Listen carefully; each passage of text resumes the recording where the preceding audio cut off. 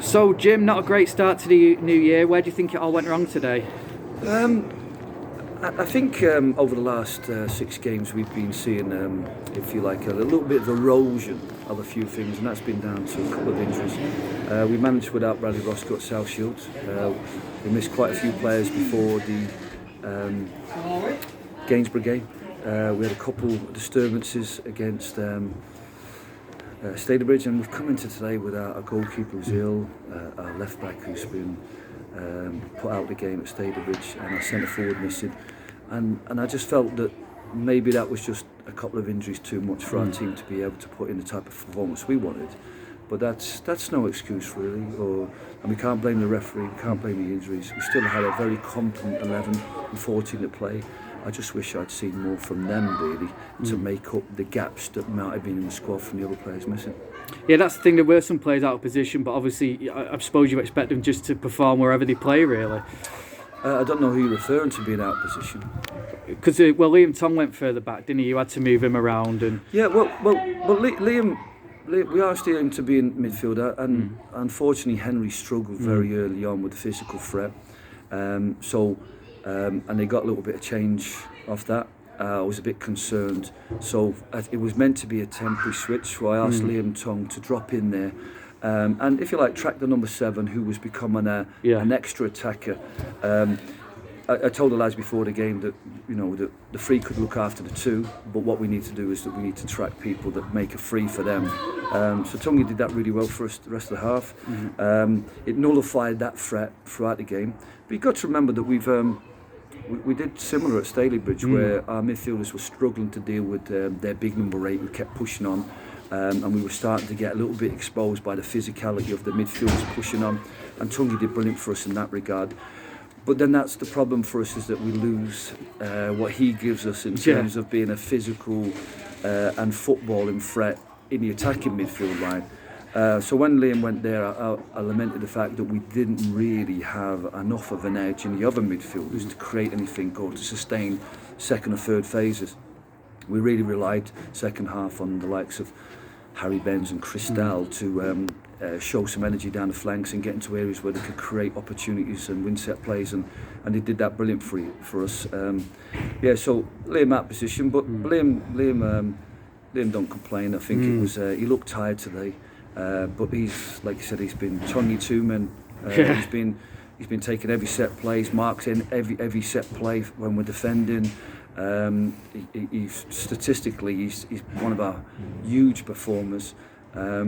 And like I said, he looked tired today, and I think perhaps he's one of those players that has taken on a massive burden in the last 5 or 6 games as the squad's got a little bit weaker and other players have dropped off the pace a bit. I think so that's why I took him off. There was nothing wrong with his performance. I thought when the game was dead, I thought I needed to protect 2 players who I know statistically and football-wise have been huge performers for us. So I just want to make sure that we got them through the game okay. It gave other players like Fenton and Sineadu and Harry an opportunity to say, look, have you got something to offer the team? And I've certainly felt that Harry Benz in particular, good assist, and also looked like he had enthusiasm and energy, and perhaps he had that little bit of enthusiasm and freshness that you get from players that have been out, whereas the other players that are coming into the group, I didn't see the same freshness and enthusiasm. And there's one thing about mental strength I've learned over time, it's like if you don't have enthusiasm for the game, for the work, for football, to attack, to defend, then everything's going to feel like hard work. Do you think it was a game too far for some players, and some were tired, because it was a really flat start, wasn't it? Yeah, I sensed a bit of fatigue, but you've also got to remember that there's, I don't know, there was huge efforts put in the last, we had 3 away games, so we've got a little bit of an edge off us. They've been able to bring back players. I thought this team that I've seen today was the same team at Basford, who were really solid and strong, got done on a set play, like we did them today. But the experience of the front 2, they never looked outnumbered up front. They worked so hard, got change out of every situation. Very effective, very experienced players who turned up today for them.